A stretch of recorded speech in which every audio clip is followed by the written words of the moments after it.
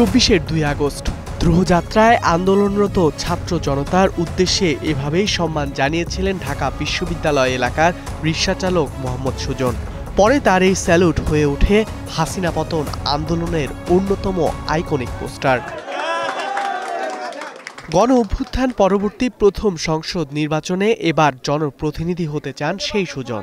বৃহস্পতিবার সন্ধ্যায় বাংলা মোটরে এনসিপি কার্যালয়ে ঢাকা ৮ আসনের মনোনয়নপত্র নেন তিনি।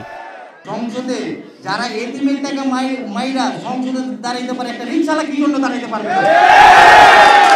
যারা যাত্রাপালা না নাইটা সংসদে যেতে পারে, একটা রিকশালা কি জন্য যেতে পারবে না? না ভাই, আমার এত কথা নাই।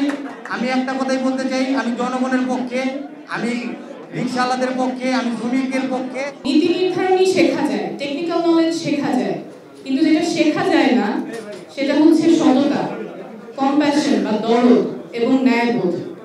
সেটা যদি থাকতো সংসদে, তাহলে এই প্রশ্নগুলো আর সামনে আসতো না। আমরা এতদিন ধরে সংসদে এই মূল্যবোধগুলোর অভাব দেখেছি।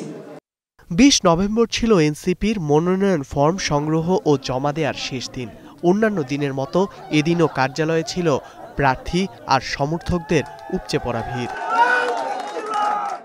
শ্রমিক শ্রেণী থেকে শুরু করে ভিন্ন রাজনৈতিক দল থেকেও চমক দেওয়ার ইঙ্গিত ছিল আগেই।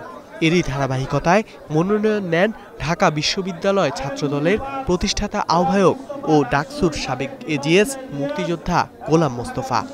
যেখানে পার্টির ভিতরে কোনো গণতন্ত্র নাই, পার্টির ভিতরে কোনো ডেমোক্রেসি নাই, আমি ভাই ওখানে পলিটিক্স করি না। আমি 40 বছর এই পার্টির বিএনপির ছাত্র দল, জাগো দল, ঢাকা ইউনিভার্সিটির ডাকসুতে ইলেক্টেড হয়েছি। আমি একজন মুক্তিযোদ্ধা, জিয়াউর রহমানের সাথে আমি পলিটিক্স করছি এবং রাজনীতি করছি। শেষ দিনে রংপুর ৪ আসন থেকে মনোনয়ন নেন সদস্য সচিব আক্তার হোসেন। অন্যদিকে ঢাকা ১৪ ও ১৬ আসন থেকে ফর্ম নেন সিনিয়র যুগ্ম আহ্বায়ক আরিফুল ইসলাম আদিব।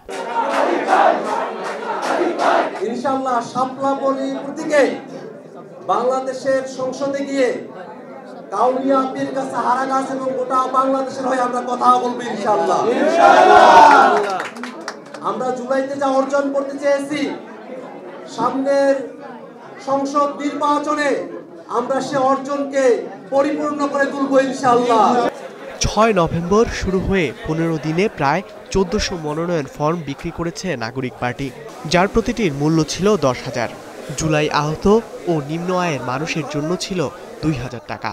শুক্রবার সাক্ষাৎকারের মধ্য দিয়ে শুরু হবে প্রার্থী চূড়ান্ত করার প্রক্রিয়া। ধ্রুব ইকরামুল, স্টার নিউজ, ঢাকা।